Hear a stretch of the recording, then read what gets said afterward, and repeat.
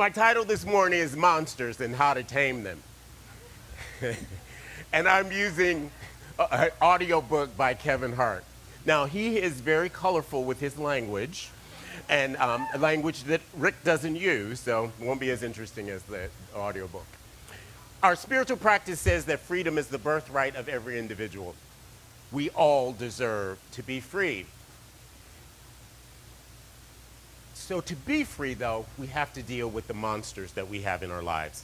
So I have a theme today. Typically I don't, but today I have a theme, and that theme is the enemy is in me, but it's under my control.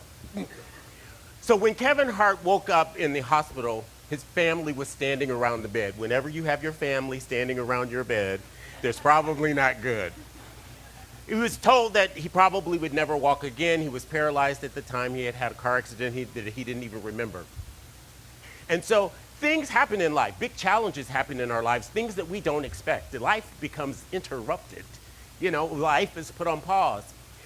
However, this interruption can allow us the opportunity to reflect on other things. What else do you do when you're laying in a hospital bed looking at those ceiling tiles, other than reflect on what's going on and what has happened in your life? But it can move you in a different way, in a different direction, for you to develop relationships that maybe haven't been taken care of. Kevin Hart once said that life boils down to this one thing. The happiness in life boils down to this one thing, and that is who will take care of you when you can't take care of yourself, and who you are willing to take care of. Now, he didn't put it that way. He had said something like, who will change your diaper? But that's when life becomes interrupted. You're planning, you have every intention in the world, but then your life becomes interrupted. So how do you manage, though, the interruptions? How do you deal with the interruptions? Although we may not be able to predict the future, we can develop relationships with people and in community so that we can deal with things when life gives us a sudden change. We can build solid systems of support. We do that with families. Sometimes our families are the people we choose. And I hope you feel your spiritual community is that way as well. That you can build a relationship so that when you have these challenges in life and life becomes interrupted, you have support. There are difficult times, but you can get through the difficult times. It is essential, though, that we care for ourselves. We have to care for our physical, our mental, our social, and our spiritual needs.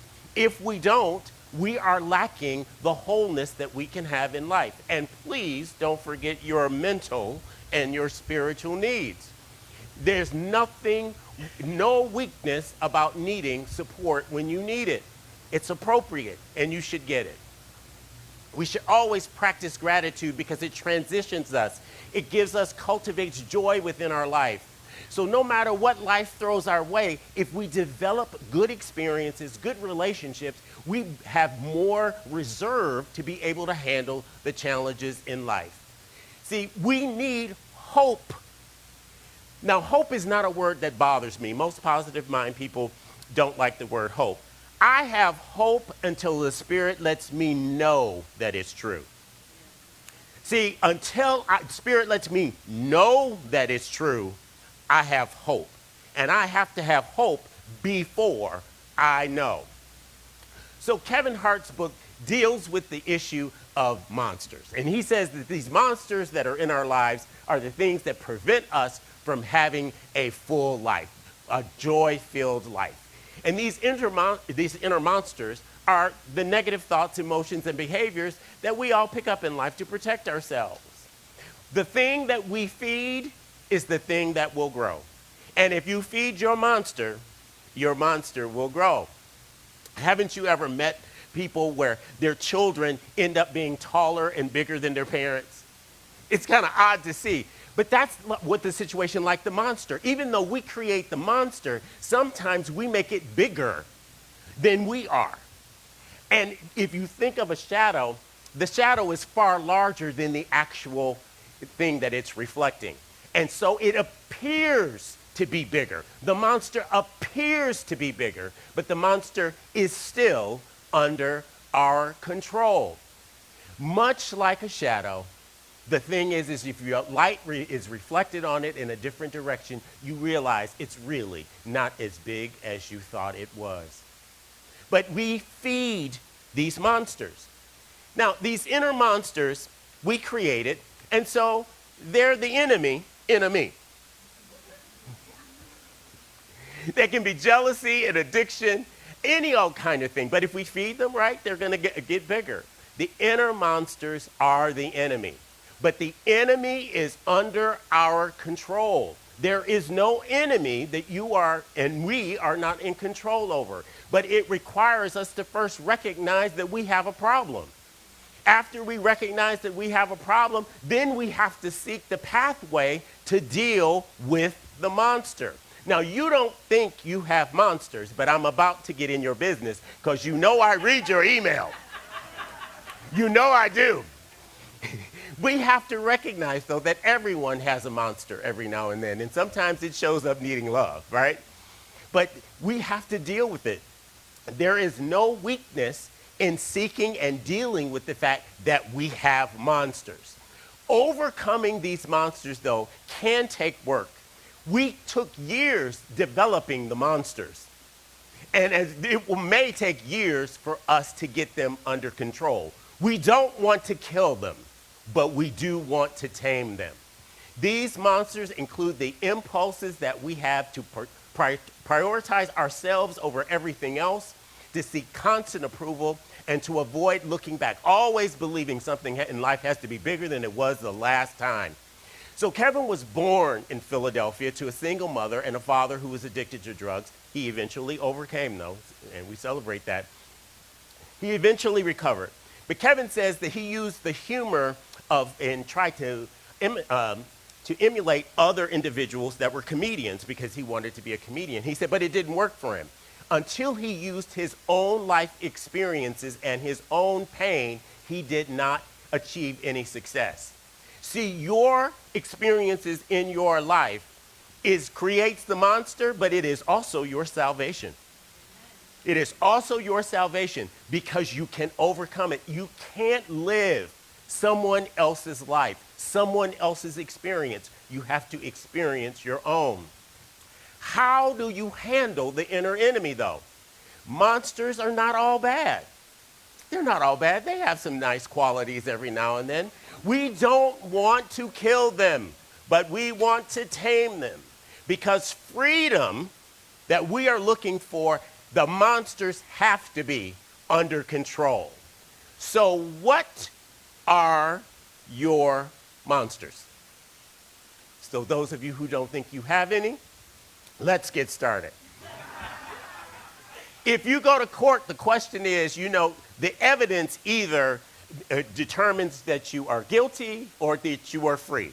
It's the evidence. So let's look at Exhibit A. Exhibit A monster is the not me monster.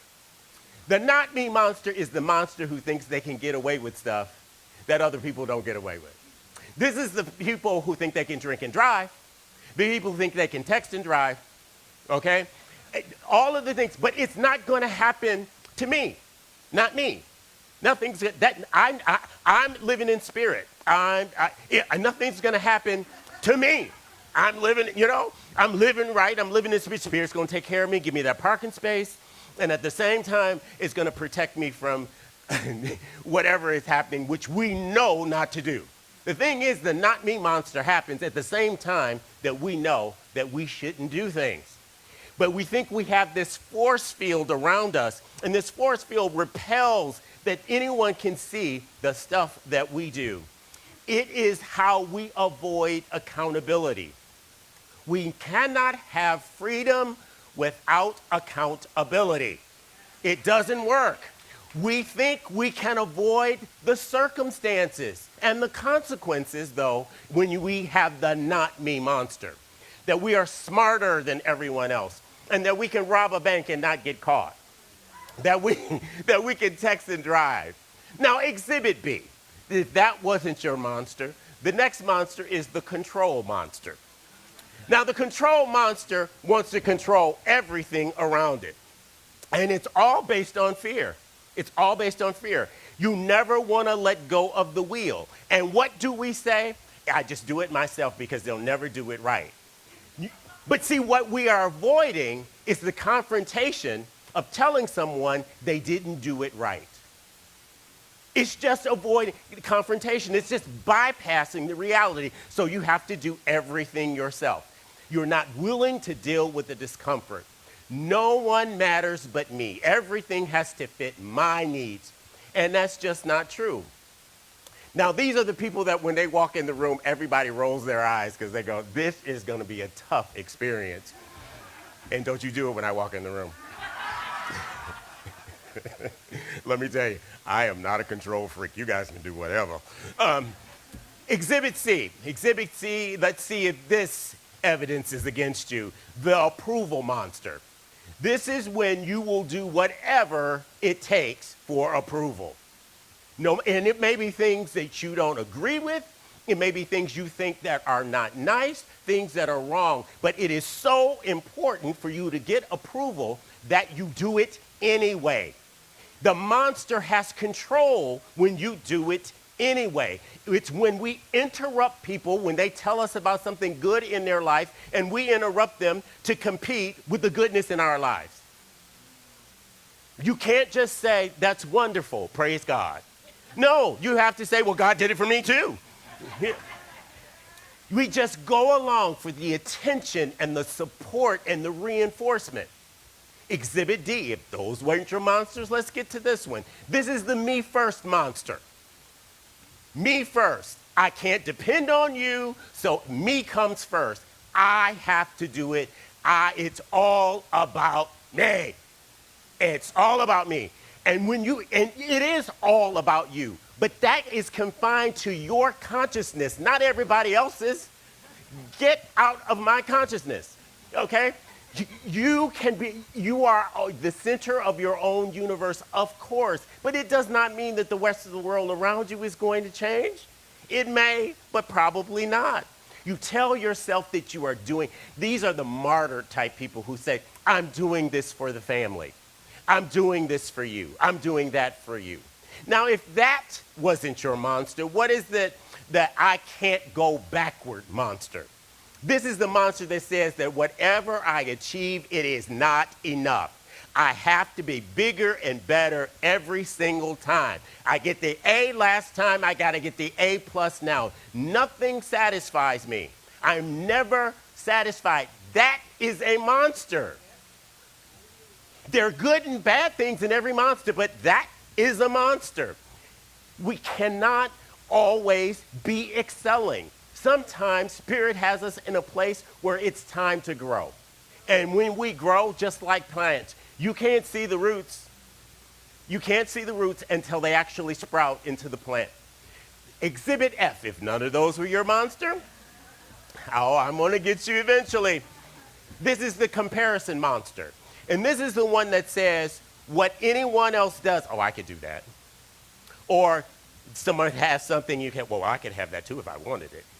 This is the comparison monster, always evaluating. You're, again, never satisfied with anything that you have because someone else may have something that you don't have.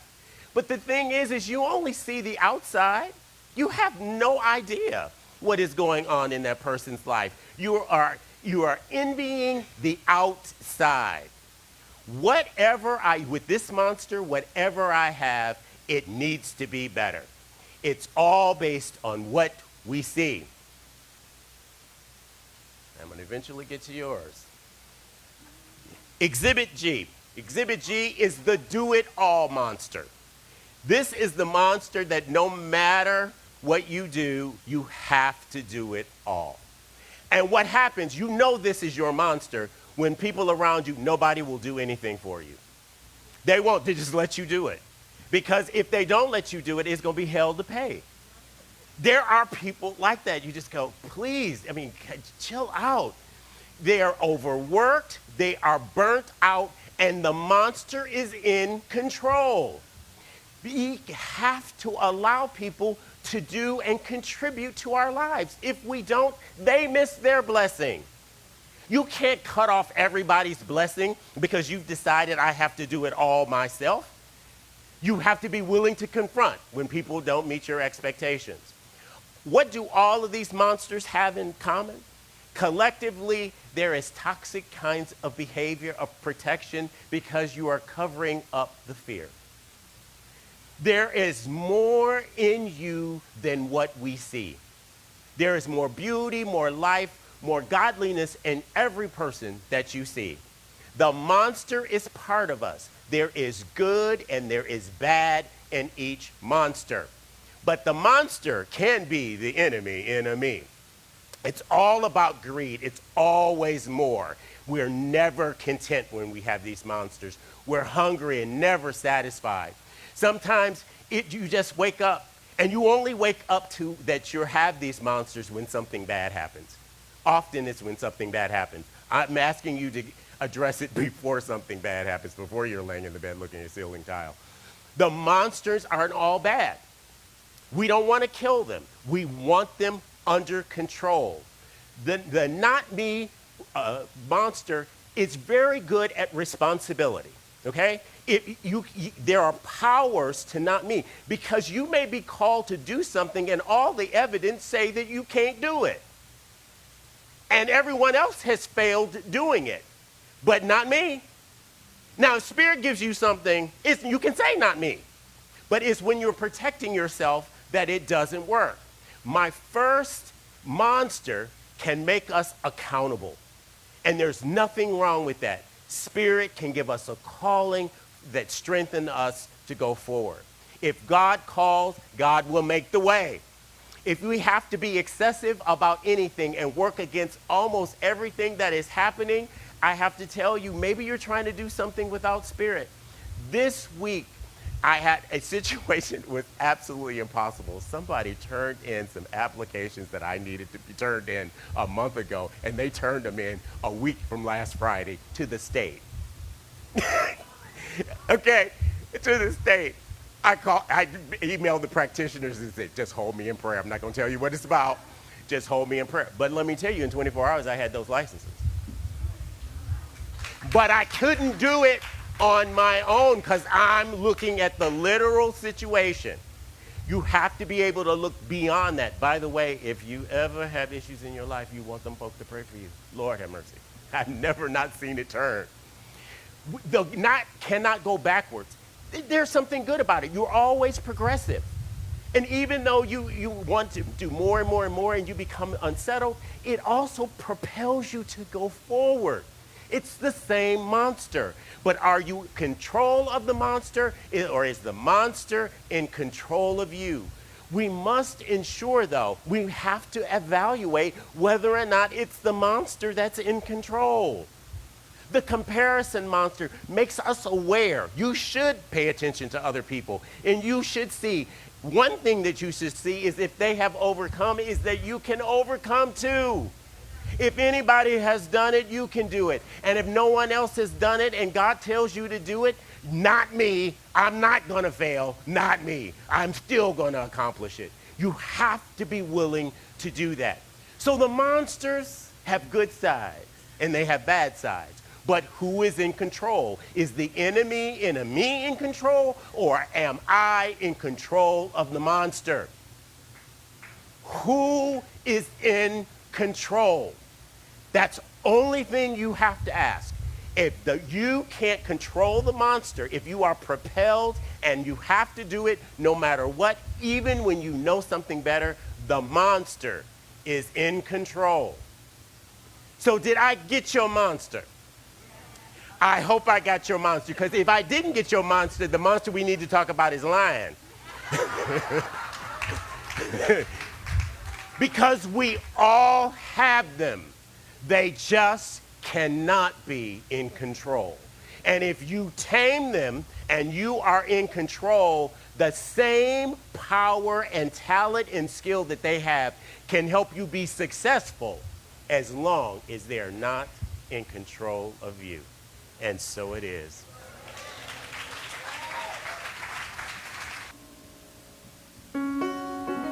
So this next song is called I Need You to Survive. All jokes aside about the games and stuff, but we're all in this together. We know that. I mean, Steph Curry's an amazing player. Like, you know, there's no denying that. So this song I like to think of as a, did you have this one? Oh, yeah, okay. This song I like to think of as a mantra that you can sing to God and we sing to each other. And it's a beautiful mantra. I need you to survive.